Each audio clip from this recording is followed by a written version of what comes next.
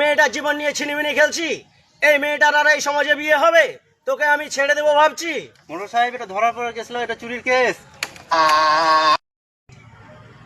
এই কি হচ্ছে রে, ভালো করে খুলি বল। মোড়ল সাহেব, জয় সাহেব বাসন্তী দেবীর বিড়ি চুরি করে খেয়ে আছে 11টা। না, আমি চুরি খেয়ে নেই, ওই শালা মিথ্যা কথা বলছে। তুই বেশি বকিস না, মোড়ল তোর না আমরা বে। এই শালা বেশি দালাল দিস না, তুই 10 টাকা বেতন 10 টাকা বকবি শালা। কথা বলছে ভাই, শালাকে মেরে ফেল দিব। এই থাম থাম থাম থাম থাম। এই কি হচ্ছে রে, খুলি বলতো রে। বাসন্তী দেবীর কোলা থেকে বিড়ি চুরি করা হলো, তা তুই কি করে জানলি? 11টা বিড়ির পুকটি পাওয়া যাচ্ছে সারা জোসের বাড়িতে বাসন্তী দেবীর বিড়ি। আমি 11টা যে বিড়ি চুরি করছি, এই ছুয়া কি করে জানলে? মোড়ল সাহেব, এই শোনা যে মাগে বাজ মাঝে মাঝে মাসুন্দি বাড়ি যায় নাম করতে, তাই তো রে। কই দেখি, নিয়ে যাও বিড়িটা। বাঁধে তো এই মার্কেটে পাওয়া যায় না বাসন্তী দেবী, দেখেন এই বিড়ি বাসন্তী দেবীরই।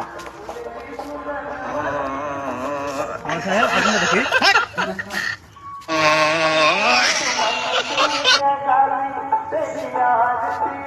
তাই তো রে, বাসন্তী দেবীরই তো বিড়ি মনে হয়েছে। সাহেব, বাসন্তী দেবীর বিড়ি। তাই এই শালাকে গা থেকে বাহির করে দেন, এই শালাকে জরিমানা করেন সুদিয়া। আপনি কেমন কথা বলছো গো? খালি বারে বারে দালাল বলছে, শালাকে ছেড়ে দিও। থাম থাম থাম থাম থাম থাম।